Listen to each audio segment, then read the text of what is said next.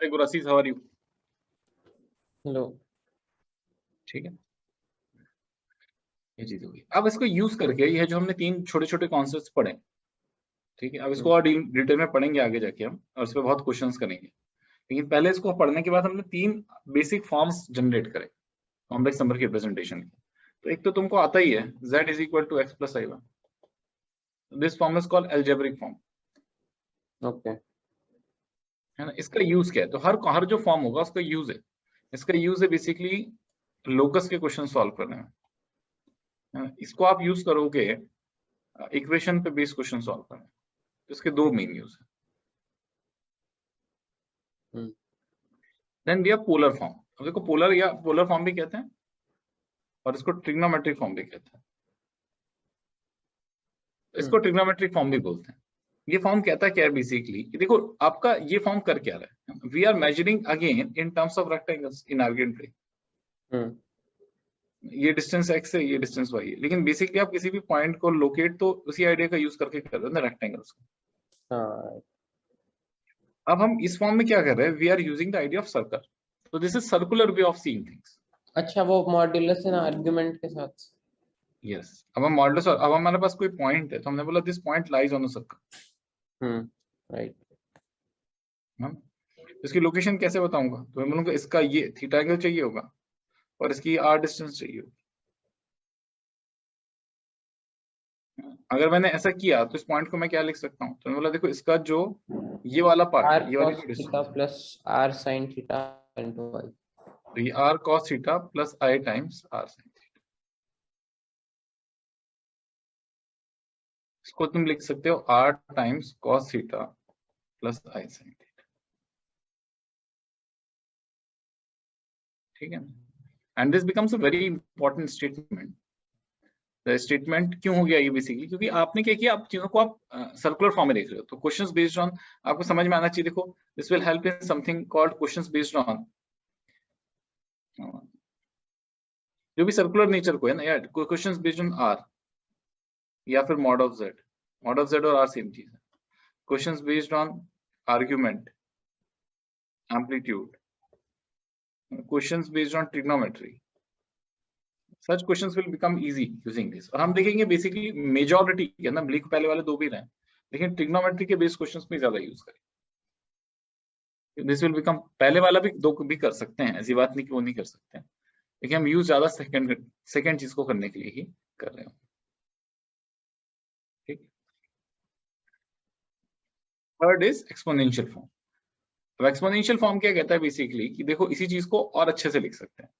तो इसलिए क्या बोला बेसिकली कि अगर हम देखो e raise to the power x का एक्सपेंशन देखें, तो मैंने आपको एक्सपेंशन लिखना सिखाया था टेलर सीरीज से, तो वो आता है 1 plus x by 1 factorial plus x square by 2 factorial till infinity. अब हमने क्या किया, इस x की जगह आई एक्स सब्स्टिट्यूट कर दिया, आई थीटा, आई थीटा x की जगह हमने आई थीटा सब्स्टिट्यूट कर दिया।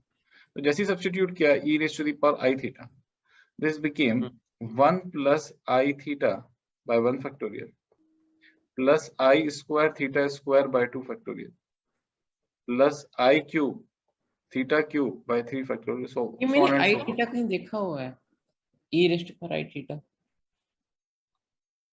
आपने कहाँ देखा मुझे नहीं पता, लेकिन हमने ऐसा किया। ऐसा करने के बाद क्या हुआ, देखो ये हमने इसको दो पार्ट्स में स्प्लिट कर दिया, एक रियल पार्ट एक इमेजिनरी।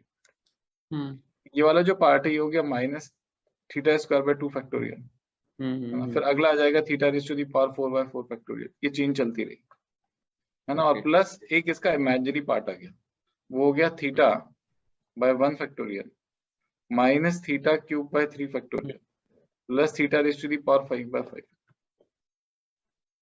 ठीक है ना।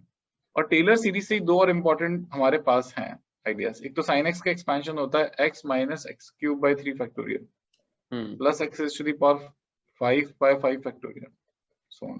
राइट। और cos x का एक्सपेंशन दिया जाता है 1 minus x square by 2 factorial plus x raise to the power 4 by 4 factorial. हमने इन चीजों को सब्स्टिट्यूट कर दिया, तो this became cos theta and this became sin theta. ठीक है, तुम्हारे पास बहुत इंपॉर्टेंट रिजल्ट आ गया, e raise to the power i theta is equal to cos theta plus i sin theta. हाँ राइट।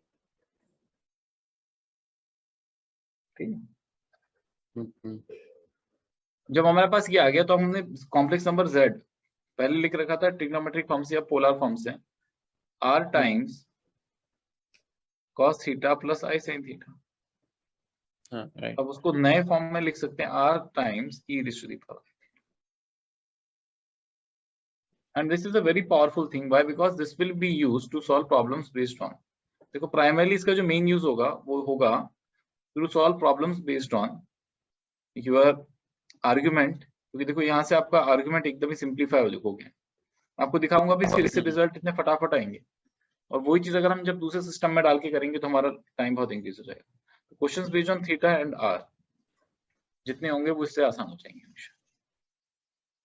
ठीक है, तो सारे अब देखो हमारे पास 3 डिफरेंट फॉर्म्स है, तीनों फॉर्म्स का यूज है प्रॉब्लम सॉल्विंग में, रैंडमाइज नहीं।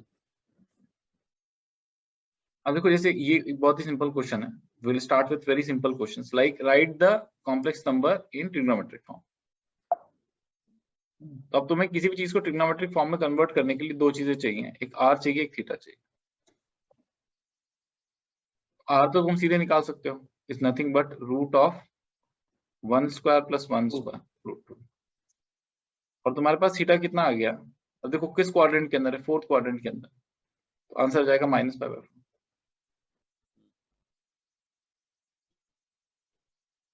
राइट। ठीक है, तो हमारा ट्रिग्नोमेट्रिक फॉर्म क्या हो गया, z is equal to r times root 2 cos of -π/4 plus i sin -π/4। इसी चीज को अगर मेरे को एक्सपोनेंशियल फॉर्म में लिखना होगा, मैं यहीं से लिख सकता हूँ r times e raise to the power i times -π/4। ये कर लो, इसका आंसर क्या आएगा, आंसर का स्टैंडर्ड फॉर्म है r times cos theta plus i sin theta. आपका आंसर ऐसे दिखाई दे ही नहीं रहा, देखो अच्छा मैं r 2 की बार वैल्यू r की वैल्यू 2 आएगी, थीटा की वैल्यू कितनी आएगी, 3rd क्वाड्रेंट में आएगा, तो -π प्लस π/3। अच्छा हाँ राइट, दैट इज -2π/3। सॉरी -2। तो आप जब z लिखोगे तो बोलोगे 2 times cos of -2/3 plus i sin minus of. ठीक है,